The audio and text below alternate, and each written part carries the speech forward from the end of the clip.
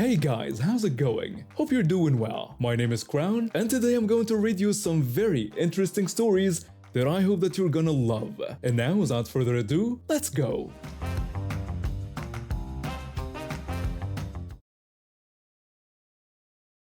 When I was 17, I had a part-time job as a waitress during school holidays at a local restaurant. It was honestly a pretty good job. I liked my co-workers, the hours worked with my schedule, and the pay was fair. I'm Asian and pretty skinny, which becomes relevant later in this story. This whole mess started on one of our busiest lunch days. I had just come out from the back when I noticed a table with 3 women and 2 kids waving me over. I nodded to let them know I saw them and headed over as soon as I could. When I got to their table, I could see they had finished eating. Their plates were completely clean. I asked if they needed their bill. The first woman actually laughed at me and questioned why I was asking about a bill. The second woman jumped in immediately, asking how I could expect them to pay after such poor service. I was confused because I hadn't even been their server for most of the meal. Another coworker had been handling their table. I apologized and asked what had been unsatisfactory. The first woman told me the food was lousy and that she had called me over to make a complaint. She said they weren't going to pay for the meal. Now, I've dealt with difficult customers before, but this was different. They had eaten everything on their plates. If the food was really that bad, why finish it all? I told her I was sorry to hear that it wasn't up to their expectations, but that they couldn't have the meal for free. I said their complaint was noted. The third woman slammed her hand on the table and demanded to know how I dared say such a thing. She claimed to know the owner of the restaurant and threatened to call him right away to report my rude behavior. Here's the thing. My boss is actually a woman. Her name is Jay, and I could see her sitting at the far corner of the restaurant, peacefully eating her lunch. The third woman pulled out her phone with this smug look on her face. She pretended to call someone and spoke loudly enough for everyone to hear. She told whoever was supposedly on the other end that one of the employees was being very rude. Then she used a racist slur to describe me, calling me anorexic looking and demanding that I be fired. She also said the food was terrible and that the chef should be fired too. She finished by saying they wouldn't have to pay. At first, I didn't catch what she called me because I was watching my boss, who obviously wasn't answering her phone since she was right there eating. My co-worker walked by and heard the whole thing though. The third woman hung up and told me with satisfaction that I was fired, like she had actually accomplished something. My co-worker came over and asked what was happening. I explained that they weren't satisfied with their food and refused to pay.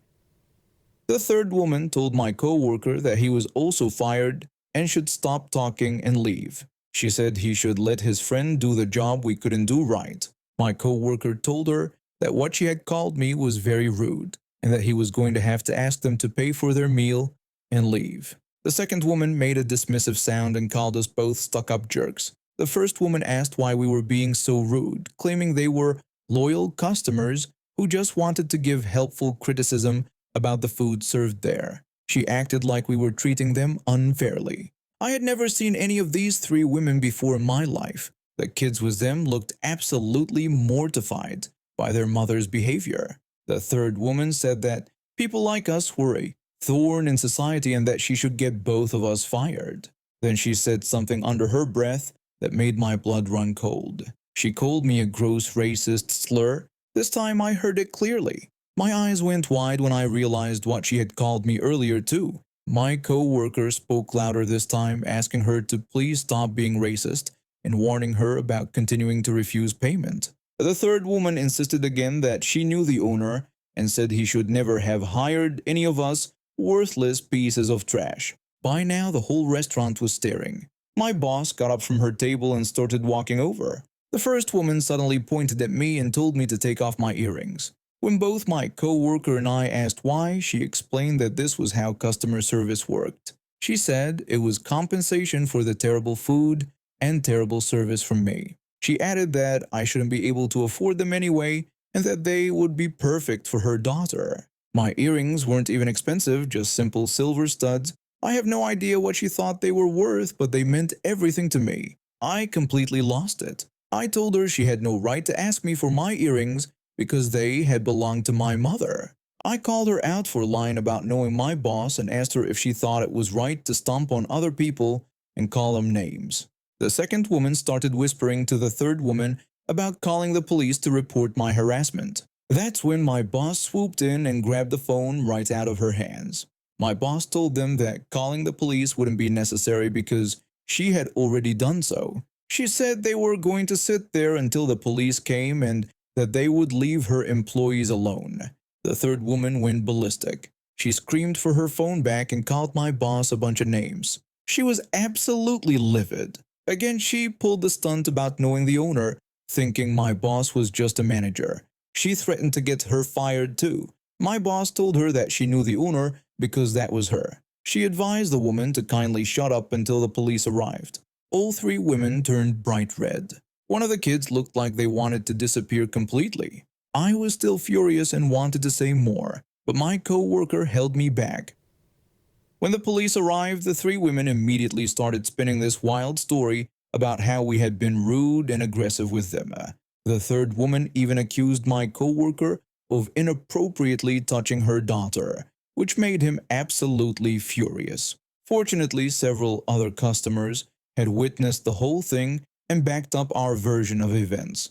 The officers took statements from everyone. In the end, the three women had to pay for their meal in full and were escorted out by the police. I never found out what other punishments they faced, but I'm sure my boss pressed charges for the racist comments and false accusations. I never saw those women again. I used to work as a mechanic at a small garage downtown. The pay wasn't great, but it was steady work and I enjoyed fixing things. My dad had been a mechanic too, and when he passed away a few years back, I inherited his tools and his little fishing boat. The boat wasn't anything fancy, just a 12-foot aluminum boat with a small outboard motor, but it meant a lot to me. Dad and I had spent countless weekends on the lake together when I was younger. After Dad died, I moved into a manufactured home community on the outskirts of town. The place marketed itself as upscale, calling itself a manufactured home community instead of a trailer park, but let's be honest, they were still trailers. Nice ones, sure, but trailers nonetheless. The rent was reasonable and it was close to work, so I figured it would do while I got back on my feet. I had been living there for about 6 months when I decided to bring Dad's boat over from my brother's place where it had been stored. I parked it in my driveway on his trailer, making sure it fit completely within the boundaries and didn't stick out onto the road. It looked fine to me and I was excited to finally get back out on the water. The next morning I found a notice taped to my door. I needed to come to the office immediately to discuss a lease violation. I grabbed my coffee and walked over to the main office, wondering what this could possibly be about. The woman behind the desk, Karen, looked up at me with that fake smile that customer service people wear when they're about to ruin your day. She asked if I was the resident in lot 47, and when I confirmed I was, she told me about the problem. She said I needed to move my boat because they didn't allow boats to be parked in driveways.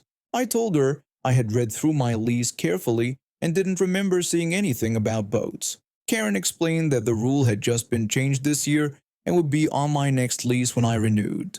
I felt my jaw tighten. So they were just making up rules when they went along? I asked what exactly she expected me to do with the boat since I lived there, paid rent, and needed somewhere to keep it. She told me there was a community lot at the end of the block where tenants were expected to park their trailers and boats, and I could park it there for free.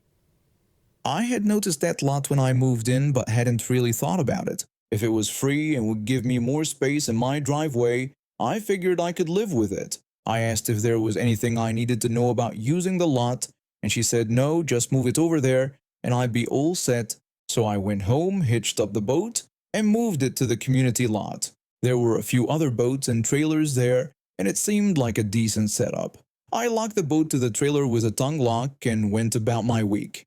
That Saturday morning I woke up early, excited to finally get out on the water. I grabbed my tackle box and fishing gear, threw everything in the truck, and headed over to the lot. That's when I discovered the problem. There was a chain link gate across the entrance, and it was locked with a heavy padlock. I stood there for a moment, staring at the gate. This had to be some kind of mistake. I walked back to the office, my irritation growing with each step. The same woman was behind the desk, and she looked up at me with that same fake smile. I told her I wasn't told the gate would be locked and that I couldn't get to my boat. She said that yes, the gate stayed locked for security reasons. I asked where the key was, and she told me that residents don't get keys to that gate. I felt like I was in some kind of bizarre dream. They required me to park my boat there, but wouldn't give me access to it. I asked how exactly I was supposed to get my boat when I needed it. She explained that all I had to do was call the park maintenance guy when I needed to get something out, and he would come open it up for me. I told her that was incredibly inconvenient for everyone involved and asked why they didn't just make copies of the key for people who needed to use the lot. She said they didn't do that for security reasons, claiming that if there were multiple keys floating around out there, anyone could get access to my boat. I wanted to point out how ridiculous this logic was. If my boat was in my driveway, where I actually wanted it, anyone could get access to it too.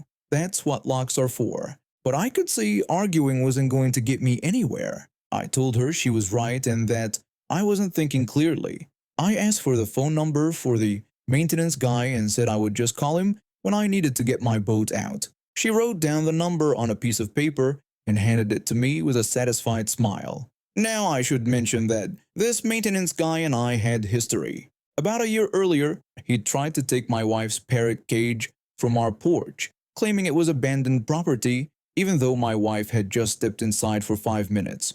When I confronted him about it, he got all defensive and claimed he was just checking if it was trash. The guy was generally useless at his job anyway. Took him 3 weeks to fix a leaky pipe in our bathroom. So when I got home and started planning my fishing trip, I'll admit I was feeling a bit vindictive. I checked the weather forecast for the weekend. Sunday was going to be perfect, warm, sunny, and calm. Perfect for fishing. And you know what?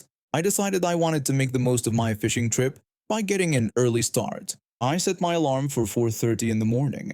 Sunday morning rolled around and I got up before dawn. I made coffee, packed my gear, loaded everything into the truck, and drove over to the community lot. At exactly 5 in the morning, I called the maintenance guy. The phone rang several times before a groggy voice answered. I greeted him cheerfully and told him I was told I had to call him to get my boat out of the lot. He groaned and said it was like 5 in the morning and that I was going to have to wait. I told him that no, I had things to do today and needed to get an early start, so I was going to need to get into that lot right now. I could hear the irritation in his voice when he told me to give him 5 minutes. About 10 minutes later, his truck pulled up to the gate. He climbed out looking like he'd been dragged through a hedge backwards, clearly not happy about being woken up so early. I gave him my biggest, friendliest smile and cheerfully wished him a good morning, commenting on what a beautiful day it was. He just grunted and started fumbling with the keys. When he was unlocking the gate, he looked over at my boat and asked if I needed my trailer to move tree limbs or something. I told him no, that my boat was on it and I needed it for fishing. He asked if that couldn't wait until a decent hour, and I told him no, that my life didn't revolve around his sleep schedule. I added that, of course, if I had my own key to the gate, he wouldn't need to be there at all. He shot me a dirty look but didn't say anything else. I hitched up my boat, thanked him cheerfully, and drove off to the lake. I had an absolutely fantastic day fishing. The weather was perfect, the fish were biting, and I caught enough bass to have a nice fish fry that evening. When I got back to return the boat to the lot that afternoon, I noticed something interesting. The gate was wide open and there was no lock on it. I never saw a lock on that gate again. Apparently, dealing with one early morning wake-up call was enough to convince the management that maybe giving residents access to their own property wasn't such a bad idea after all. I was a college student working part-time to help pay for my textbooks and gas money. I'd always loved this particular craft store chain. They had the best fabric selection in town and I'd spent countless hours browsing their aisles for art supplies. When I saw they were hiring, I jumped at the chance. I thought working at a place I loved shopping at would be perfect. My first red flag should have been the uniform. They handed me this massive neon green apron that looked more like a tent than work attire. I'm only 5'3" and this thing hung down to my ankles like some kind of medieval dress. When I asked if they had a smaller size, my manager just shrugged and said they'd order one. That was 4 months ago, they never did. The schedule was another nightmare. 4 to 8 hours a week max. I was basically making enough money to cover the gas it took to drive there. But I needed something on my resume, so I stuck with it. The worst part was my general manager. This woman had it out for me from day one, and I still don't know why. Every little thing became a federal case with her. I'd ask for a quick bathroom break and get threatened with a write-up. Show up 5 minutes early, suddenly I was trying to steal company time. The harassment was constant and completely unprovoked. What really got to me was that after working there for 4 months, not a single manager could remember my name. They'd just point at me or call me, "Hey you," when they needed something. It was like I was invisible. The breaking point came when I got my schedule for the week. 12 to 14-hour shifts every single day. I stared at that paper. This was the same woman who couldn't remember my name, and now she wanted me to work myself to death. I walked straight to her office and told her I couldn't work those hours because I had college classes. She told me to just skip them because the store needed me more since she was going on vacation to Mexico. I asked if she was serious about me skipping my classes, and she said she was dead serious. The store was short-staffed and she wasn't canceling her vacation. I walked out of that office knowing I was done. You can't remember my name, you treat me like garbage, and now you want me to sacrifice my education for your vacation? Not happening. I didn't show up for that first 14-hour shift. Nobody called. Nobody noticed. The whole week went by without a single phone call asking where I was. So I figured that was it. I was done. They were done. We were all done. 3 months later, I'm at home studying when my phone rings. I don't recognize the number, but I answer anyway. Some woman immediately starts screaming at me, asking where I was and saying I was supposed to be there at 11 a.m., but it was already 2 p.m. She demanded I get there right away. I asked who was calling, which only made her angrier. She yelled about how I dared to forget who I was speaking to. I told her that yes, I had forgotten. She said she was going to write me up when I got there and that I better get there right away. Then she hung up. I sat there staring at my phone, trying to process what just happened. Did my old general manager just now realize I hadn't been showing up for work for 3 months? There was no way that was possible, right? But curiosity got the better of me. I decided to drive over to the store and see what would happen. Maybe I could get her to blow up at me in front of customers and get her in trouble. I walked through those familiar automatic doors and headed straight for the customer service desk where my old boss was standing. She looked up when I approached, and I waited for the explosion. Instead, she gave me a bright customer service smile and asked how she could help me today. I almost laughed out loud. She didn't even recognize me. This woman had been screaming at me on the phone an hour ago, and now she was treating me like any other customer. I told her I was just looking for some fabric, and she cheerfully said to let me know if I needed help finding anything. I wandered over to the fabric section, grabbed some mermaid scale print material I've been eyeing for months, and headed to checkout. The whole time I was grinning like an idiot. This was too perfect. At the register, the cashier asked if I'd mind filling out a customer feedback survey because it really helped them improve their service. I said I'd be happy to. I filled out that survey with the enthusiasm of someone who'd been waiting months for this moment. I made sure to mention the general manager by name, praising her attentive management style and how she always remembers her employees. I laid the sarcasm on thick while keeping it just professional enough to avoid suspicion. After I got home, I blocked the store's number and figured that was the end of it. But a few days later, I got an email from corporate asking me to complete an exit survey about my employment experience. This was my moment. I unleashed 4 months of frustration into that survey. I wrote about the harassment, the impossible schedules, the refusal to provide proper uniforms, the way employees were treated like they were invisible. I mentioned how the general manager had threatened to slap me over the headset one day in front of other employees. I detailed how we weren't allowed to keep anything in our lockers after shifts, making it impossible to store personal items safely. I sent that survey off and didn't expect to hear anything back. But a few weeks later, I got a response from corporate saying they were looking into my complaints.